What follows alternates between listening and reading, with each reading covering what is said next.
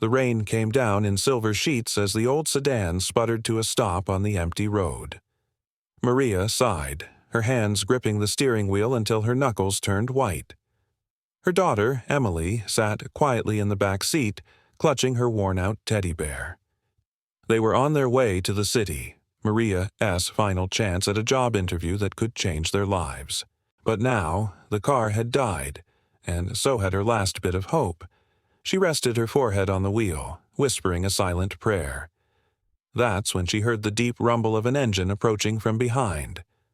A sleek black SUV pulled up. The driver stepped out, a tall man in a dark coat, his shoes splashing through puddles. "Need help?" he asked, his voice calm but firm. Maria hesitated.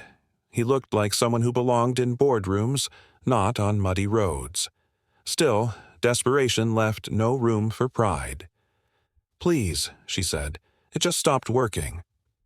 Without another word, the man rolled up his sleeves and checked under the hood, his hands moving with surprising skill. Rain soaked through his clothes, but he didn't seem to care. Within minutes, the engine sputtered back to life. Maria's eyes widened. I don't know how to thank you." He gave a faint smile.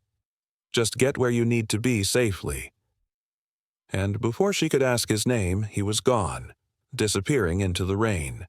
Before I tell you what happened next, tell me in the comments where you rewatching from.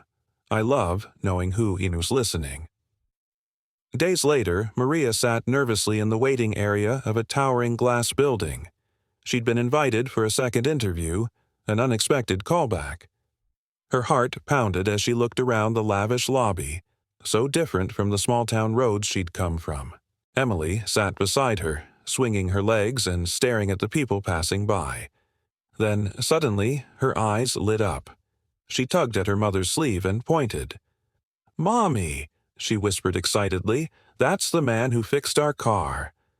Maria turned and froze.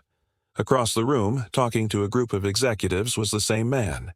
Clean suit, polished shoes, a presence that commanded the room. The receptionist noticed Maria's shock and smiled. "That's Mr. Jameson. He's the CEO." Maria's breath caught. "The CEO?" she repeated softly. The universe must have a strange sense of humor. During the interview, Maria tried to focus, but her mind raced. What were the chances? How could a CEO, someone so powerful, have stopped on a dark road to help a stranger? When the door opened and Jameson himself walked in, her heart nearly stopped. He paused mid-step, recognition flickering in his eyes. "It's you," he said quietly. "Yes," Maria stammered. I didn't know you worked here." He chuckled faintly. "I do more than work here. I own it." Her eyes widened. She wanted to sink into the chair, but instead of arrogance, there was warmth in his tone. "You handled yourself with grace that night," he said. "Most people would have been terrified. You kept calm for your daughter. That says a lot." Later that day, after she'd returned home, Maria's phone rang. Her hands trembled as she answered.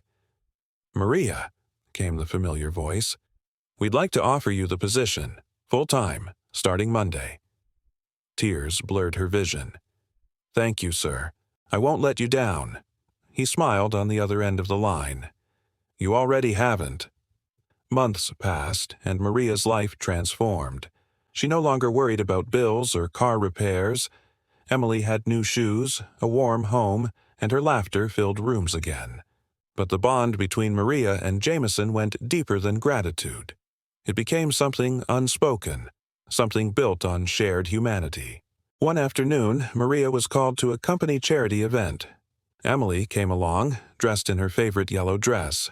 As the CEO gave a speech about compassion and purpose, Emily ran onto the stage, tugged on his pant leg, and said loud enough for everyone to hear, "You're the man who fixed our car, remember?"